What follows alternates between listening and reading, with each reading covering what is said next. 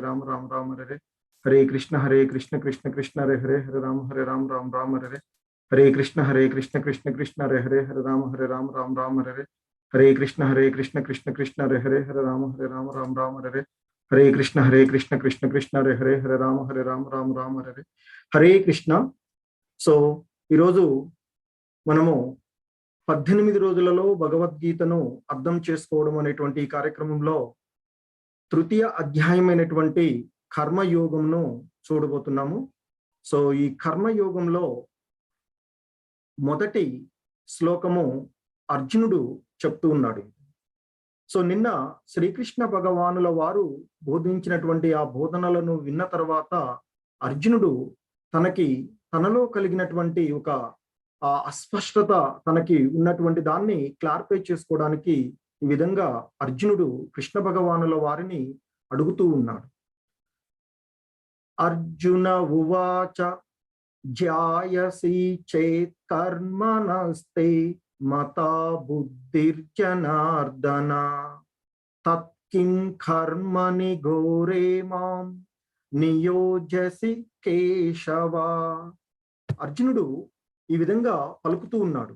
ఓ జనార్దన, ఓ కేశవ, కామ్యకర్మల కంటే బుద్ధియే మంచిది అని నీవు భావించినచో నన్ను ఎందుకు ఈ ఘోరమైనటువంటి యుద్ధమునందు వినియోగింపగోరుతూ ఉన్నావు అని అర్జునుడు తనకు కలిగినటువంటి ఆ సందేహాన్ని నివృత్తి చేసుకోవడానికి ఆయన అడుగుతున్నాడు.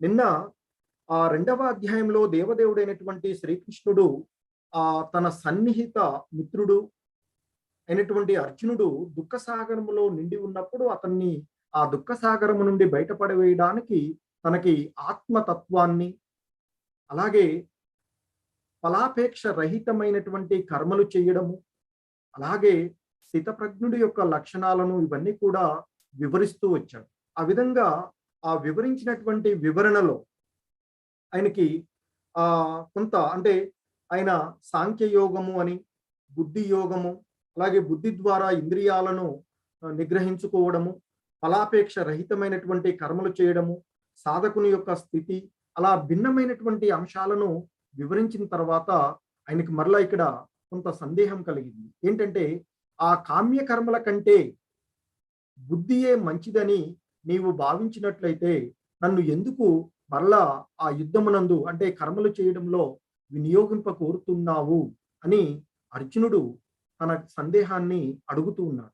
సో దానికి కృష్ణ భగవానుల వారు సమాధానంగా చెప్తూ ఉన్నారు. ఈ విధంగా ఆయన శ్రీ భగవాను వాచ లోకేస్మిన్ వివిధానిష్ట పురా ప్రోక్త మయా నఘ జ్ఞాన యోగేన సాంఖ్యానాం కర్మయోగేన యోగినా. ఆ కృష్ణ భగవానుల వారు ఈ విధంగా చెప్తున్నాడు. ఓ పాపరహితుడైన అర్జున, ఆత్మానుభూతిని పొంద యత్నించు మానవులు 2 రకములని ఇంతకు ముందే నీకు చెప్పియుంటిని.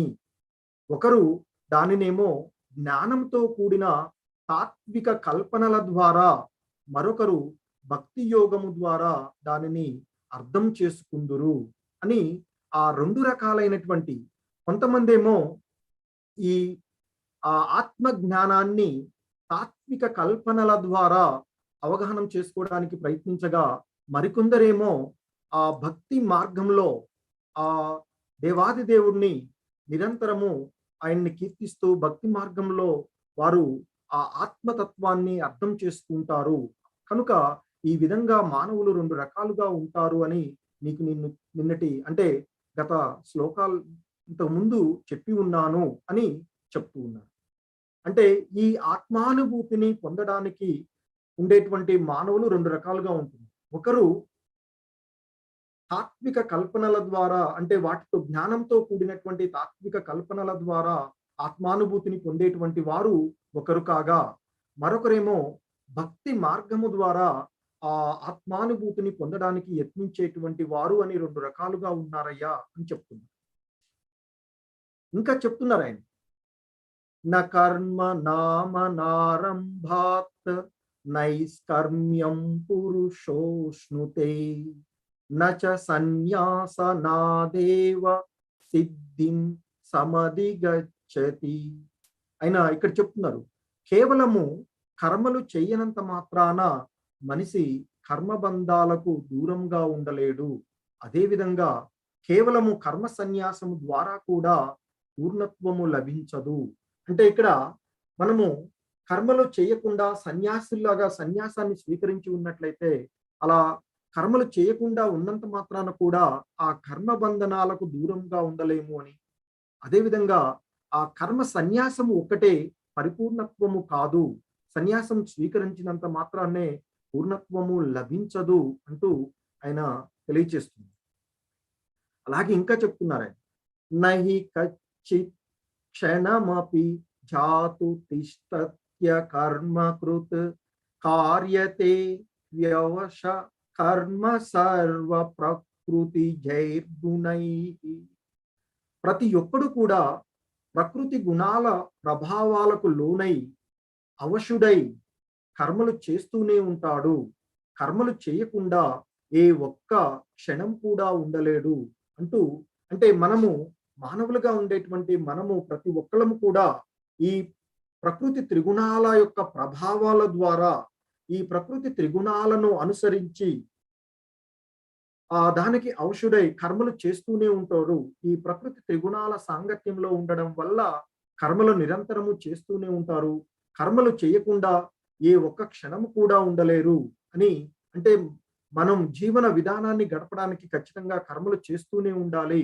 ఆ కర్మలు చేయకుండా ఎవరు కూడా ఏ ఒక్క క్షణం కూడా ఉండరు అని ఆయన తెలియచేస్తుంది. ఇంకా ఆయన చెప్తున్నారు ఇక్కడ, కర్మేంద్రియాణి సంయమ్య య ఆస్తే మనసా స్మరన్ ఇంద్రియార్థాన్ విమూఢాత్మ మిథ్యాచార సవుచ్యతే. ఇంకా చెప్తున్నారు, సో కొంతమంది పైకి కర్మేంద్రియాలను అదుపులో ఉంచిన మనసులో మాత్రం ఇంద్రియ విషయములపైనే ఆలోచన చేస్తూ ఉండేవాడు తమను తామే మోసం చేసుకునేవాడు. అలాంటి అవివేకిని కపటాచారి అని అంటారు. సో సాధారణంగా మనం చూస్తూ ఉంటుంటాం, బయట కొంతమంది అన్నీ వదిలేసి ఈ ఇంద్రియాలన్నింటినీ కూడా ఆధీనంలో ఉంచుకున్నట్లుగా, అన్ని వదిలేసినట్లుగా వస్త్రధారణ బయటికి కనిపిస్తూ ఉంటుంటారు. కానీ వారి యొక్క మనసులో మాత్రం ఆ ఇంద్రియ విషయాలపైన మమకారం వదిలిపెట్టరు. సో అలాంటి వాళ్ళని చెప్తున్నారు ఇక్కడ ఆయన, అటువంటి వాడు తమను తామే మోసం చేసుకుంటున్నాడు. బయటకేదో సన్యాసిలాగా కనిపిస్తూ లోపల ఉండేటువంటి కోరికలన్నీ కూడా ఆ ఇంద్రియ విషయాలపైనే మమకారాన్ని పెంచుకుని ఎవరైతే ఉంటున్నారో అటువంటి వారు తమను తామే మోసం చేసుకునేవాడు. అలాంటి వాడిని కపట ఆచారి, నాటకాలు ఆడుతూ ఉంటారు కదా, సో అటువంటి కపట ఆచారి అని అంటారు అని చెప్తున్నారు. మరి ఎవరు నిజమైనటువంటి సన్యాసి అనేటువంటిది కూడా ఇక్కడ, అంటే కపట వైరాగ్యము నిజమైనటువంటి వైరాగ్యానికి మధ్య భేదాన్ని చెప్తున్నారు. ఇంతకుముందు చెప్పినటువంటి దాంట్లో కపట వైరాగ్యం అంటే బయటికేమో అన్ని వదిలివేసిన వాడిలాగా ఉంటారు, కానీ మనసులో మాత్రం అన్ని ఆ ఇంద్రియ విషయాలపైనే మమకారం ఉంటుంది. భౌతికమైనటువంటి ఆ ఇంద్రియ సుఖాలను అనుభవించాలి అనేటువంటి భావనలోనే ఉంటారు. కానీ మరికొందరేమో బయటకు గృహస్థులుగా ఉన్నప్పటికీ కూడా ఆ ఇంద్రియ విషయాలపైన మమకారాన్ని వదిలివేస్తారు. అటువంటి వాడిని నిజమైనటువంటి వైరాగ్యాన్ని ప్రదర్శించేవారు అని చెప్తున్నారు. సో దాన్ని ఆయన చెప్తున్నారు ఇక్కడ, యస్మింద్రియాని మనసా నియమ్యారభతే అర్జున కర్మేంద్రియై కర్మయోగం అసక్త స విశిష్యతే. ఓ అర్జున, మరొక ప్రక్క శ్రద్ధావంతులు మనసుతో కర్మేంద్రియాలను అదుపు చేసి ఫలాపేక్ష లేకుండా పనిచేసే కర్మయోగులు నిజంగా ఎంతో శ్రేష్ఠులు. అంటే మామూలుగా గృహస్థ ధర్మాన్ని ఉన్నప్పటికీ కూడా వారు శ్రద్ధతో మనస్సును ఆధీనంలో ఉంచుకొని ఆ కర్మేంద్రియాలన్నింటినీ కూడా అదుపులో చేసుకొని ఫలాపేక్ష లేకుండా పనిచేస్తూ ఉండేటువంటి కర్మయోగులు ఎవరైతే ఉన్నారో వారే నిజమైనటువంటి శ్రేష్ఠులు, వారు ఎంతో ఉన్నతులు అని చెప్తున్నారు. అంటే ఎటువంటి ఫలాపేక్ష లేకుండా పనిచేసేటువంటి వారు ఎవరైతే ఉన్నారో వారు గృహస్థాశ్రమంలో అంటే సన్యాసి కాకపోయినప్పటికీ కూడా వారు వారి యొక్క ధర్మాలను నిర్వర్తిస్తూ ఉన్నట్లయితే వారు ఎంతో ఉన్నతులు అని చెప్తున్నారు. అంటే ఇక్కడ శ్రద్ధతోనూ మనసుతో ఈ కర్మేంద్రియాలన్నింటినీ కూడా అదుపు చేసుకొని ఎటువంటి ఫలాలను ఆశించకుండా పనిచేసేటువంటి కర్మయోగులు ఎవరైతే ఉన్నారో వారు నిజంగా ఎంతో శ్రేష్ఠులు అని చెప్తారు. సో ఇక్కడ మనకు చూపెడుతున్నటువంటి దీనిలో ఆ పూరిలో మహారాజు ఆయనకి అన్ని కూడా రాజభోగ్యాలు ఉన్నాయి, అన్ని ఉన్నప్పటికీ కూడా ఆ జగన్నాథ రథయాత్ర జరుగుతూ ఉన్నప్పుడు ఆయన ఆ జగన్నాథుడికి ముందు ఆ రోడ్లన్నీ కూడా ఊడుస్తూ ఉంటాడు అని చెప్పారు. సో అలా ఉండేటువంటి వారు. సో వారు తనకి ఎన్నో ఉన్నాయి అవకాశాలు, కానీ ఆయన ఆ భగవంతుని యొక్క సేవ ఎటువంటి ఫలాలను ఆశించకుండా చేసేటువంటి వ్యక్తి అని చెప్తున్నారు. అటువంటి వారు ప్రదర్శించేటువంటి వైరాగ్యం ఏదైతే ఉందో అది నిజమైనటువంటి వైరాగ్యము అని చెప్తున్నారు. ఇంకా చెప్తున్నారు ఆయన, నియతం కురు కర్మత్వం కర్మ జ్యాయో కర్మణః శరీర యత్రాపి చ తే న ప్రసిద్ధేద కర్మణః. సో అలా చెప్తూ ఆయన అంటున్నాడు, నీ కర్తవ్య కర్మ నీవు ఆచరించవలసిందే.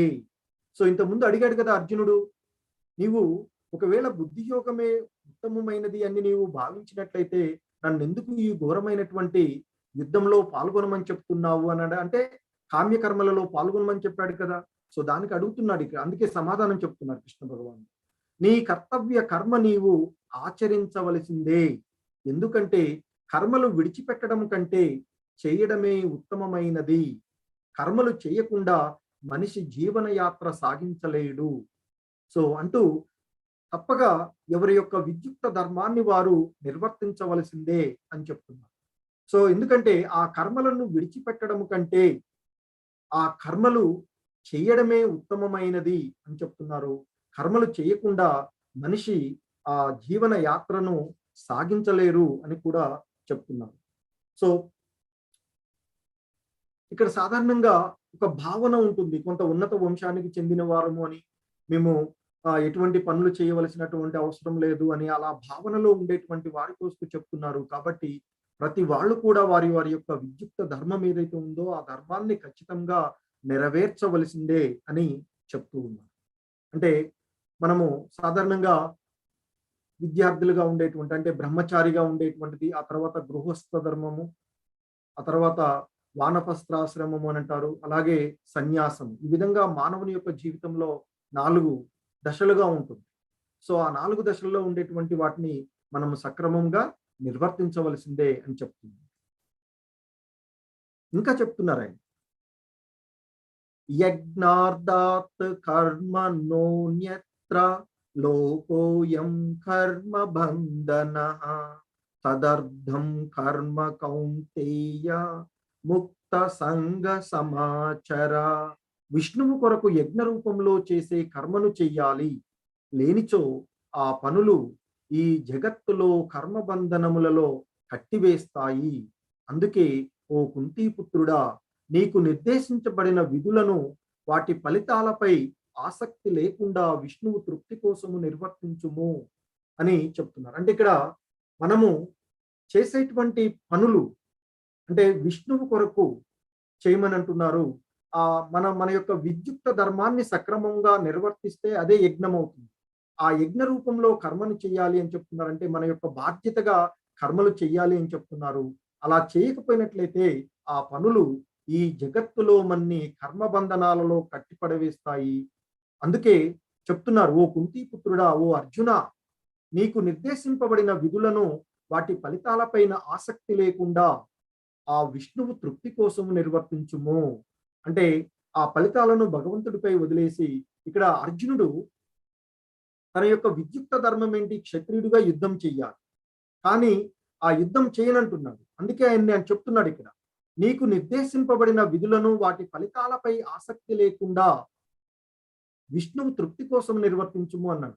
ఆయనకి అంతకుముందు కూడా అడిగాడు అర్జునుడు, మరి నేను ఈ యుద్ధం చేస్తే మేము గెలుస్తామో తెలియదు, వారు గెలుస్తారో తెలియదు, కాబట్టి ఈ యుద్ధంలో మేము విజయం సాధిస్తామా, వారు విజయం సాధిస్తామా అనేటువంటి ఆ ఫలితాల గురించి ఆలోచించాడు అర్జునుడు. సో అందుకే ఇక్కడ చెప్తున్నాడు, నీకు నిర్దేశింపబడినటువంటి విధులను, వాటి యొక్క ఫలితాలపై ఆసక్తి లేకుండా నీ యొక్క కర్తవ్యంగా నీవు యుద్ధం చెయ్యి.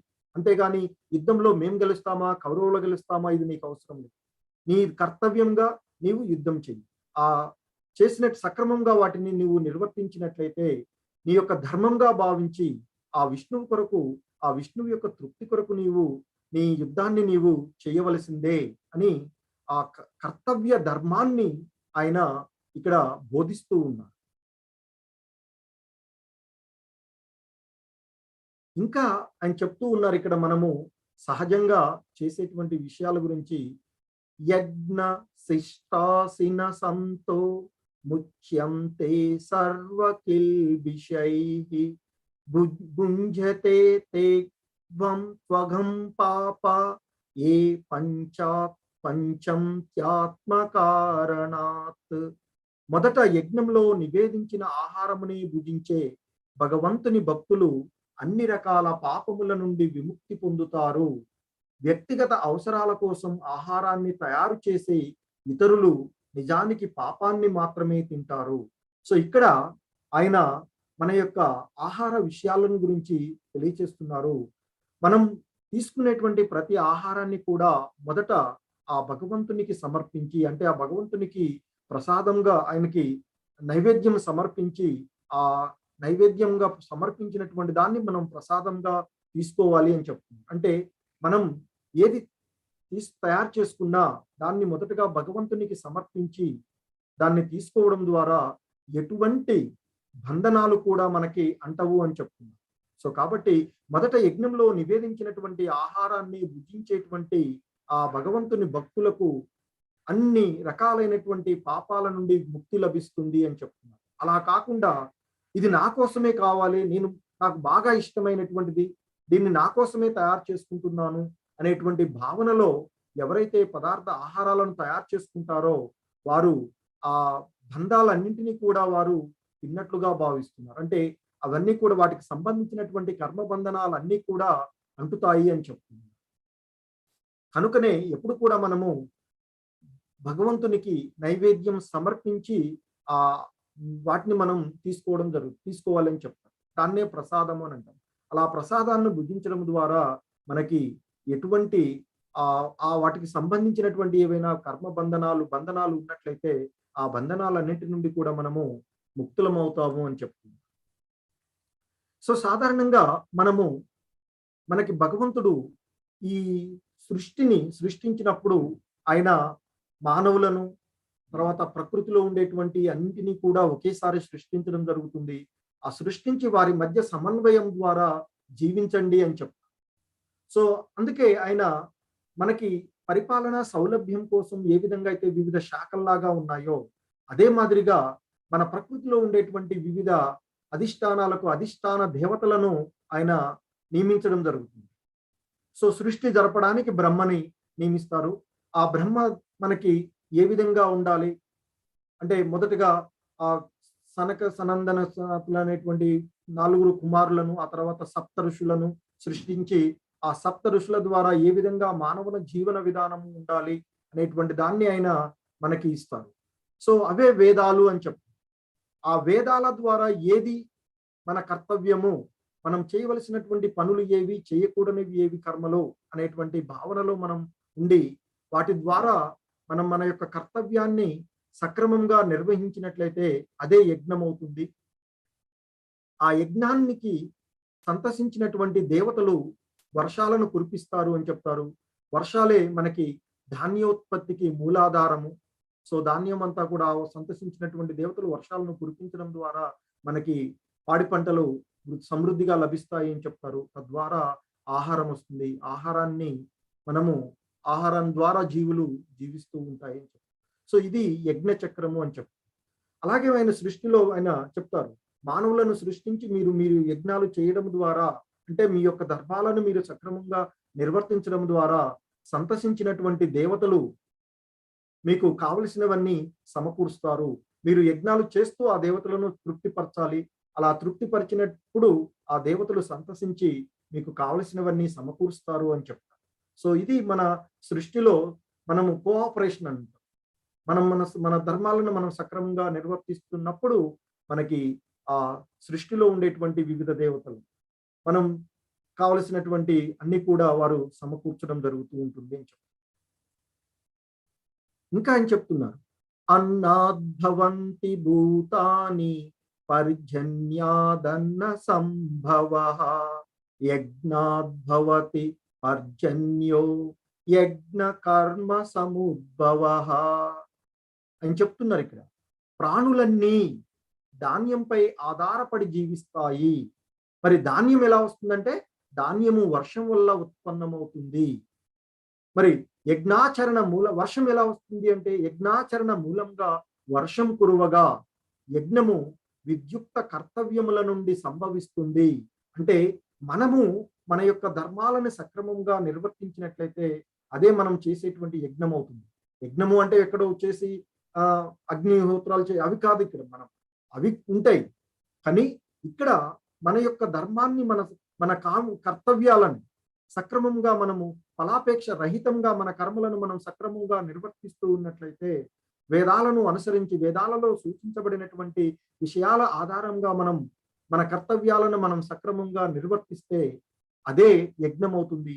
ఆ యజ్ఞాలను సంతసించినటువంటి దేవతలు వర్షాలను కురిపిస్తారు. వర్షం వల్ల ధాన్యం ఉత్పత్తి అవుతుంది. ఆ ధాన్యంపై ఆధారపడి ఈ జీవులన్నీ కూడా జీవిస్తూ ఉంటాయి. సో ఆ విధంగా మన సృష్టి జరుగుతూ ఉంటుంది, కొనసాగింపబడుతుంది అని తెలియచేస్తున్నారు. ఇంకా చెప్తున్నారు,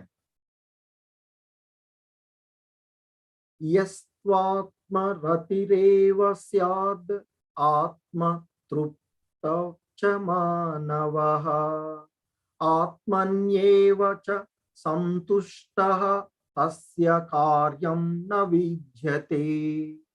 ఇంకా ఆయన చెప్తున్నారు, కానీ ఆత్మానుభూతితో కూడిన జీవితంతో ఆత్మలోని ఆనందమును పొందుతూ పరిపూర్ణ జ్ఞానంతో సంతృప్తి సంతోషం పొందేవాడికి చేయవలసినటువంటి కర్మలు ఏవి ఉండవు.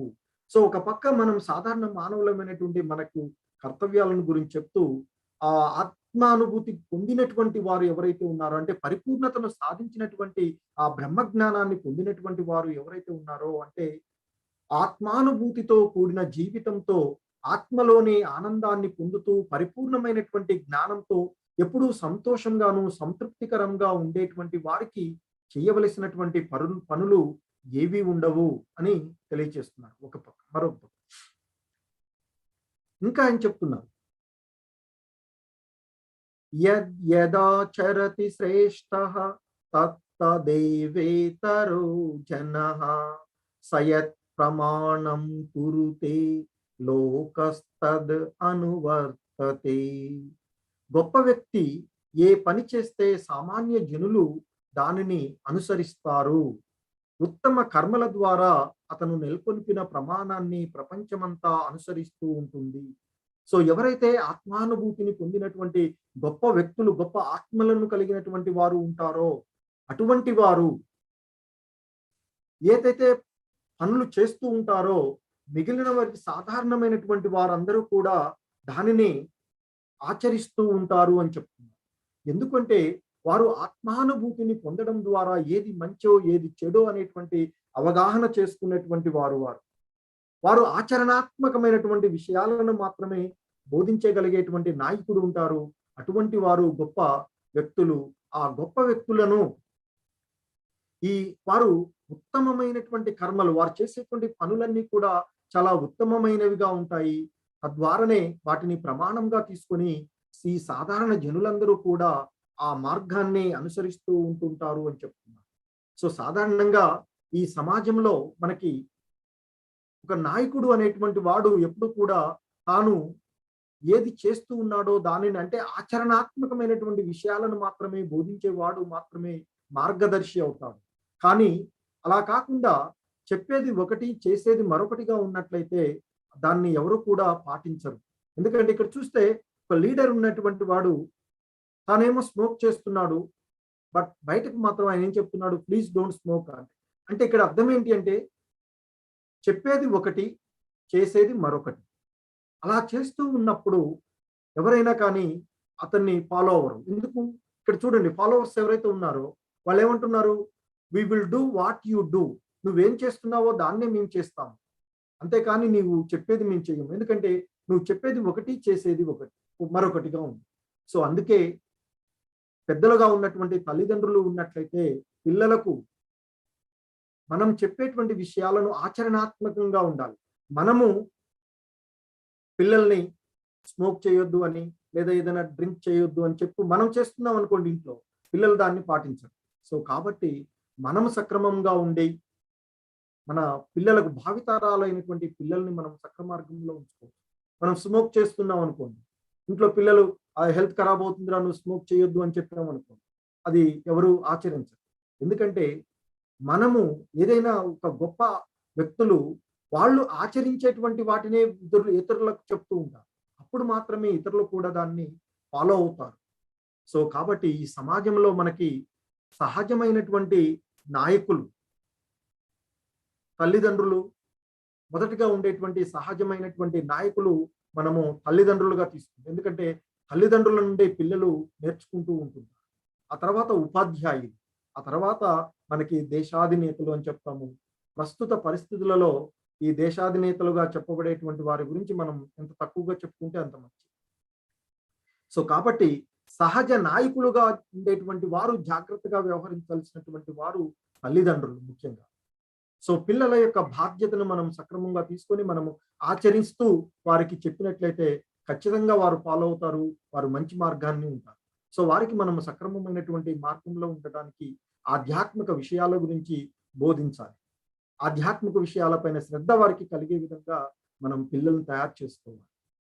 తర్వాత ఇంకా ముఖ్యమైనటువంటి ఈ సమాజంలో పౌరులుగా మంచి బాధ్యతగా ఉన్నటువంటి పిల్లలుగా దిద్దేటువంటి వారు ఉపాధ్యాయులు.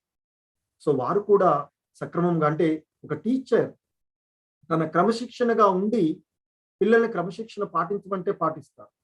టీచరే క్రమశిక్షణ లేకుండా ఉండి పిల్లల్ని క్రమశిక్షణగా పెరగమంటే, చదువుకోమంటే చెయ్యరు. కాబట్టి మనము మార్గదర్శకులుగా ఉండేటువంటి ఎవరైనా కానీ ఇతరులకు మనము ఆచరించే వాటిని చెప్పినప్పుడు వారు ఆచరిస్తూ ఉంటుంటారు, ఫాలో అవుతూ ఉంటారు. సో ఆధ్యాత్మిక విషయాలలో మనము జాగ్రత్తగా ఉండాలి.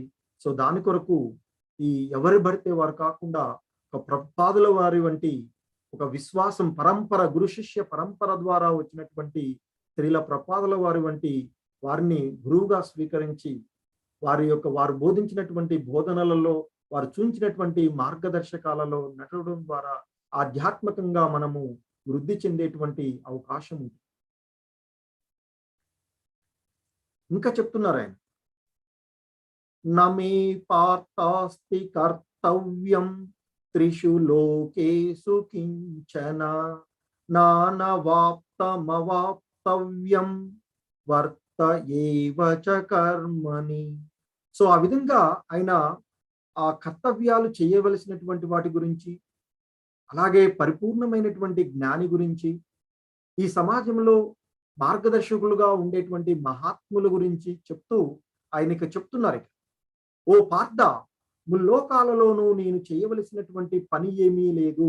ఎందుకంటే సర్వము సృష్టించి పోషించేటువంటి వాడు, లయించే కారకుడైనటువంటి వాడు ఆ దేవదేవుడైనటువంటి కృష్ణ భగవానుడు.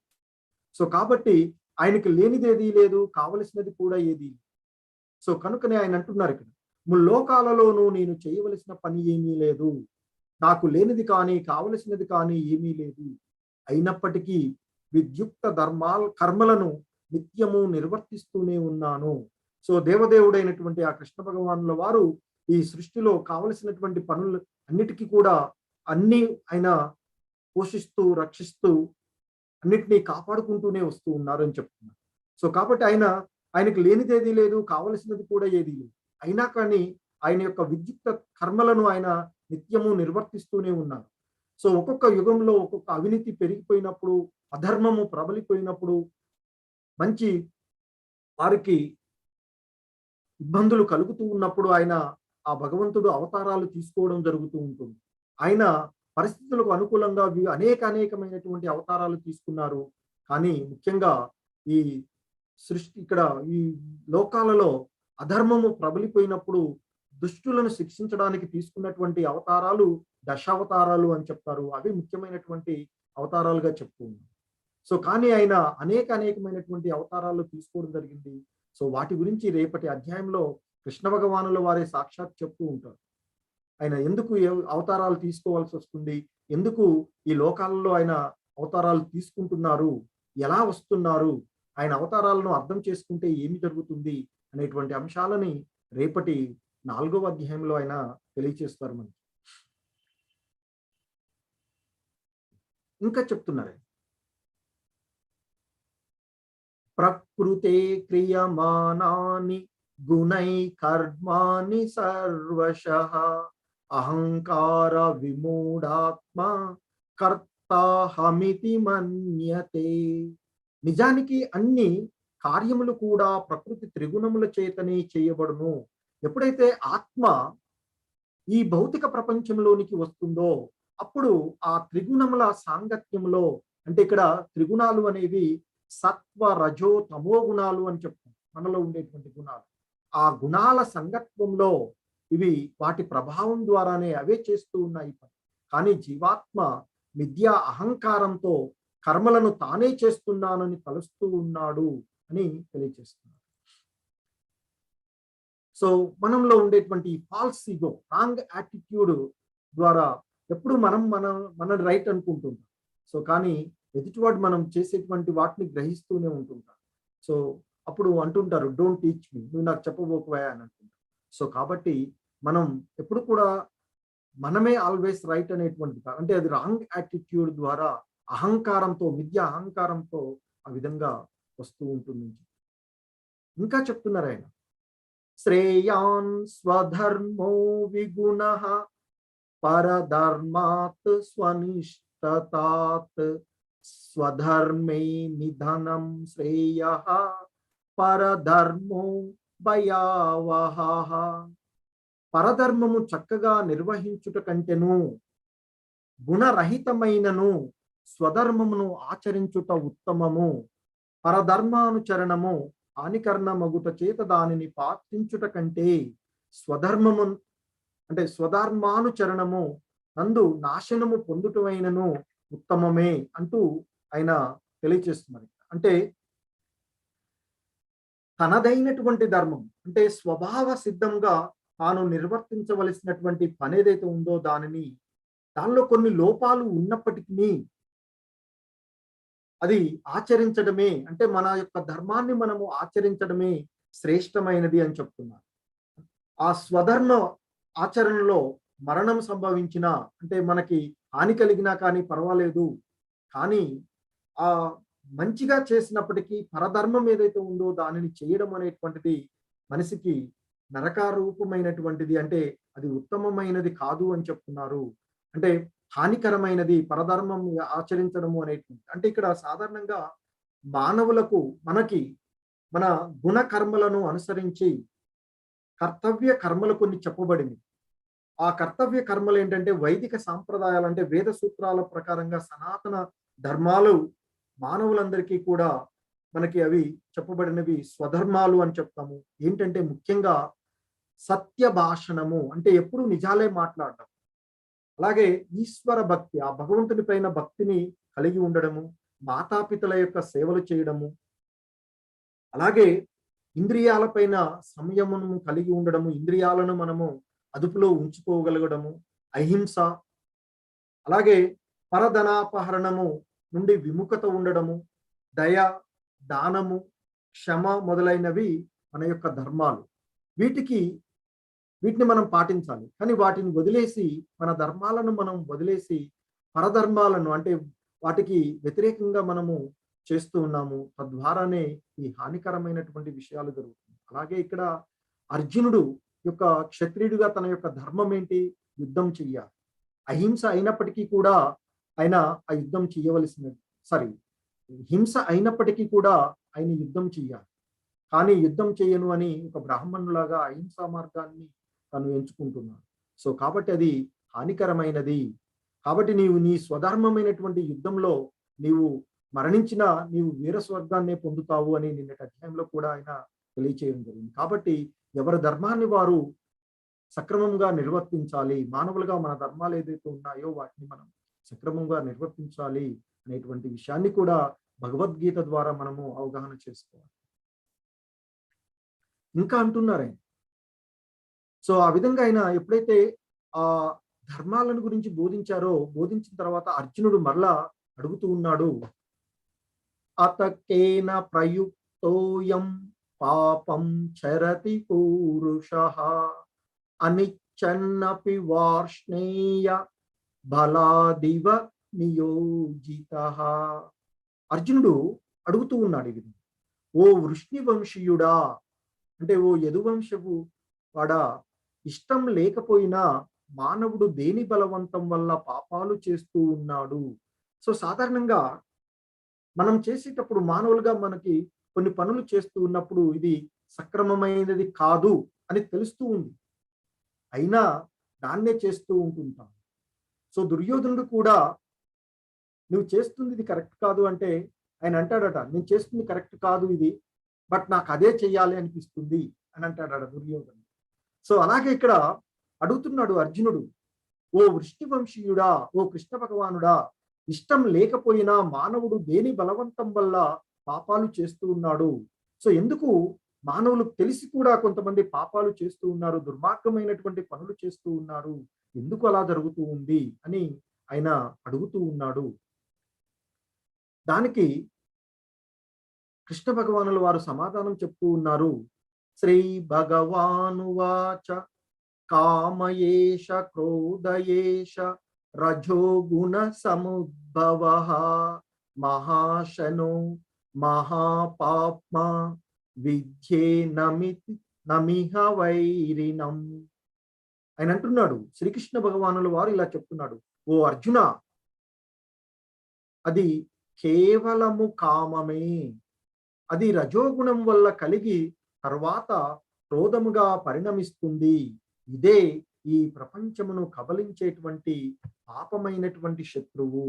సో అర్జునుడు అడిగాడు కదా, ఓ వృష్ణివంశీయుడా, మానవులు తెలిసి కూడా ఎందుకు తప్పు చేస్తున్నారు? ఏదో బలవంతంగా ఎవరో చేయిస్తున్నట్లుగా తను తప్పు చేస్తూ ఉన్నాడు, ఎందుకు అలా జరుగుతుంది అని అడుగుతున్నాడు. అంటే ఎప్పుడైతే జీవుడు ఈ భౌతికమైనటువంటి సంపర్కంలోకి వస్తున్నాడో అతని నిత్యమైనటువంటి వాస్తవమైనటువంటి ఇంతకుముందు మనం చెప్పినటువంటి ఆ ఈశ్వర భక్తి అదంతా వదిలేస్తున్నాడు.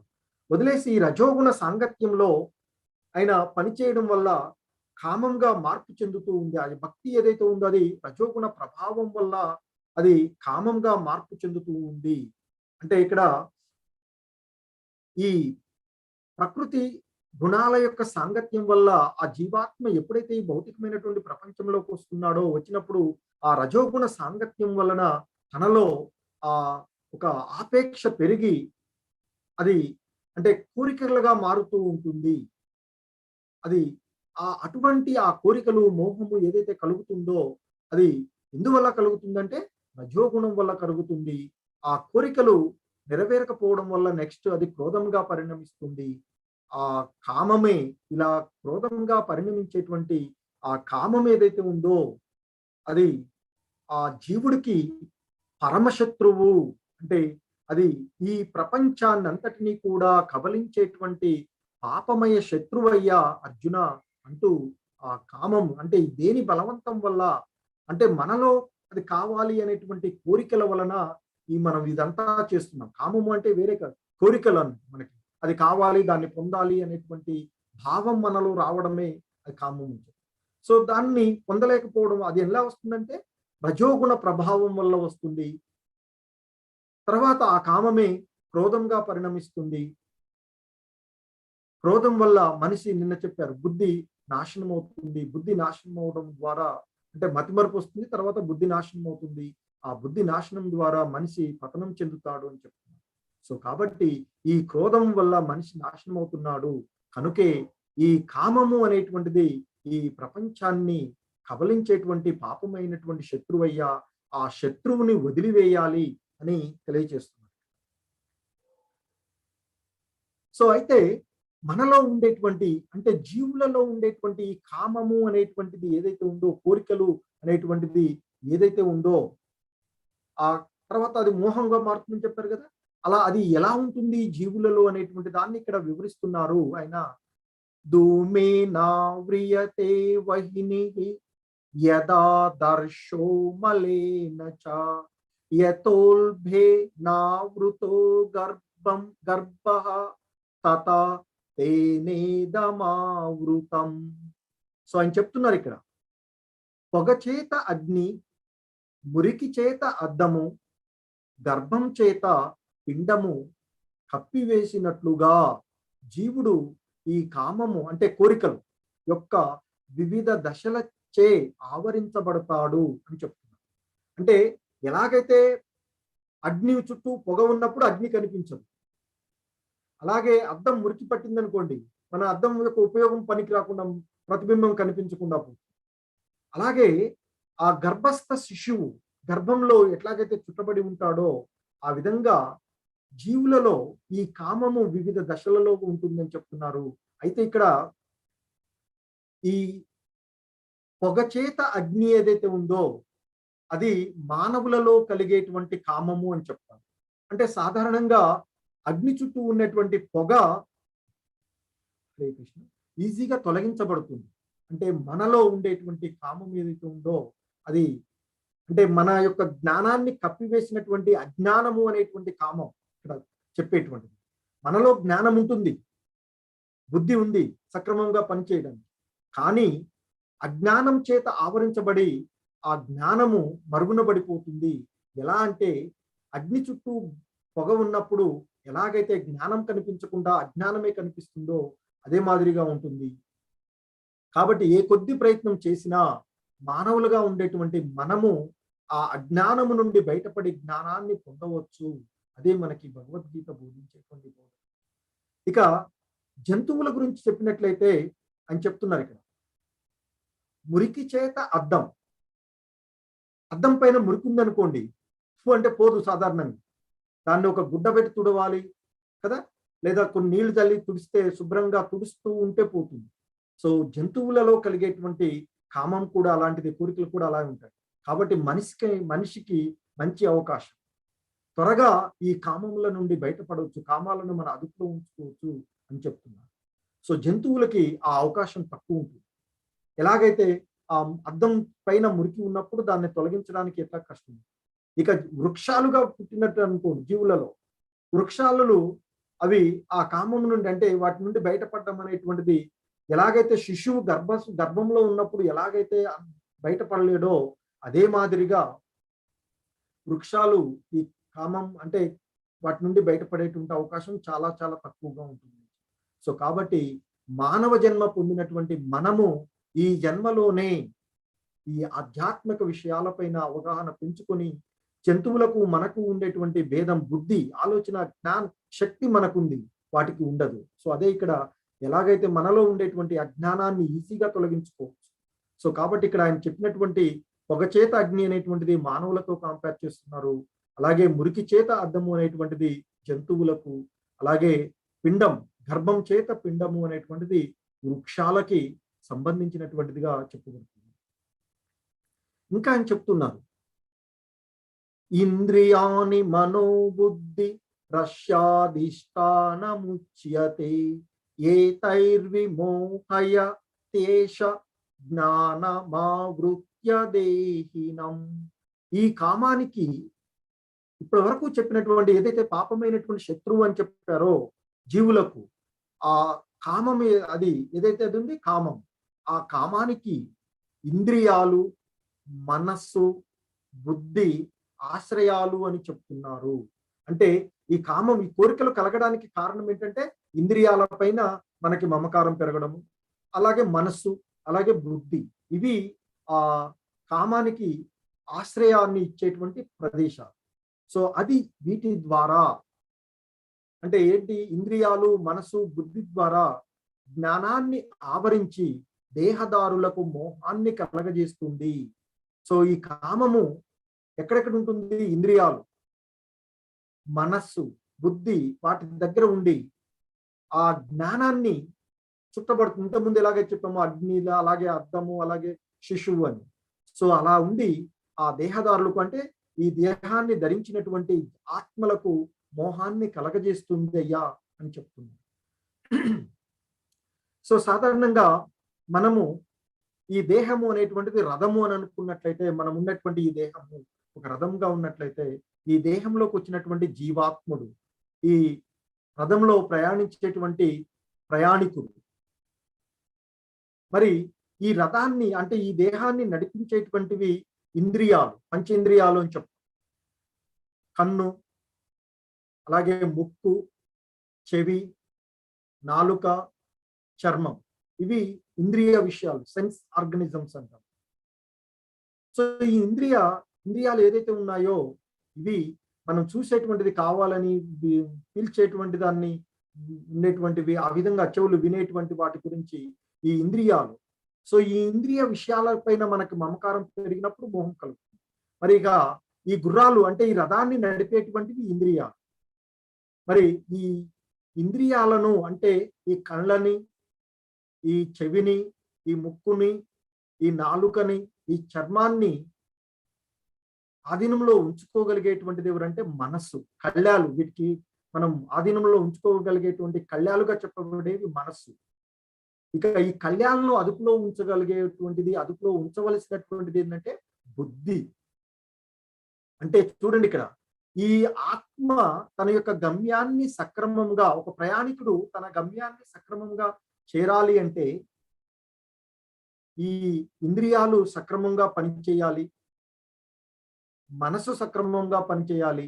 అప్పుడు అంటే బుద్ధి సక్రమంగా పనిచేస్తుంది. అంటే ఇవి సక్రమంగా ఉన్నప్పుడు ఈ వీటిని తోలేటువంటి అంటే ఇక్కడ డ్రైవర్ అనుకుంది. సో అతడు ఆ జట్కవాలి. సో సక్రమంగా వీటిని ఆధీనంలో మనసు ద్వారా ఈ ఇంద్రియాలను ఆధీనంలో ఉంచుకోవాలి.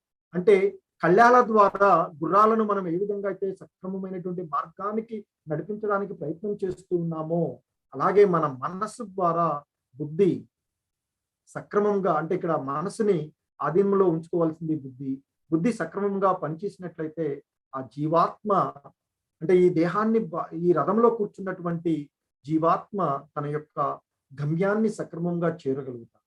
అలా కాకుండా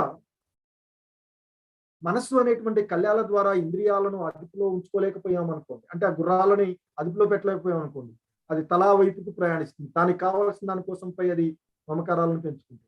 అప్పుడు కళ్యాలు మనం ఏం చేయలేం. అప్పుడు బుద్ధి పని చేయదు. బుద్ధి పని చేయనప్పుడు ఆత్మ తన గమ్యాన్ని చేరుకోలేక ఈ జనన మరణ చక్రాలలో చుట్టుకుంటూ ఉంటుంది. అంటే పుట్టడము, మరణించడము అనేటువంటి ఈ సంసార సాగరంలోనే మనము కొట్టుమిట్లాడుతూ ఉంటుంటాము అని చెప్తున్నారు. సో కనుక ఆయన చెప్తున్నారు ఇక్కడ, తస్మాద్ త్వమింద్రియాణ్యాధౌ నియమ్య భరతర్షభ పాప్మానం ప్రజహి ఖేనం జ్ఞాన విజ్ఞానాశనం. సో ఓ భరతవంశ శ్రేష్ఠుడా, అర్జున్ని ఇక్కడ భరతవంశ శ్రేష్ఠుడా అంటూ సంబోధిస్తున్నారు. ఓ భరతవంశ శ్రేష్ఠుడా అర్జున, అందువల్ల మొట్టమొదట ఇంద్రియాలను నీ చెప్పు చేతల్లో ఉంచుకొని జ్ఞాన విజ్ఞానాలను నాశనం చేసే కామమనే పాపిని పారద్రోలాలి. సో కాబట్టి మొదటగా మనము మన యొక్క ఇంద్రియాలను, అందుకే అనేది ఇంద్రియాలను అదుపులో లేకపోతే, అంటే మన కళ్ళు, మన చెవులు, మన ముక్కు, నాలుక, ఈ చర్మం అవి ఆధీనంలో లేకపోయినట్లయితే అనేకమైనటువంటి ఇబ్బందుల్లో పడాల్సి వస్తుంది. కనుక చూసిందల్లా కావాలి అనేటువంటి ఆసక్తి, రాగద్వేషాలకు పోకుండా ఉండాలి. సో కనుకనే ముందుగా మనము కామానికి నిలయాలుగా ఉండేటువంటి ఇంద్రియాలను అదుపులో ఉంచుకున్నట్లయితే మనసు మన ఆధీనంలో ఉంటుంది. మనసు మన ఆధీనంలో ఉన్నప్పుడు బుద్ధి సక్రమంగా పనిచేస్తుంది. సో ఈ విధంగా ఆయన చెప్తున్నారు, ఓ భరతవంశ శ్రేష్ఠుడా, మొదట ఇంద్రియాలను నీ చెప్పు చేతుల్లో, అంటే నీ ఆధీనంలో ఉంచుకోవాలి. అంతే కదా, కళ్యాల ద్వారా మనసు ద్వారా ఇంద్రియాలని ఆధీనంలో ఉంచుకోవాలని చెప్తున్నారు.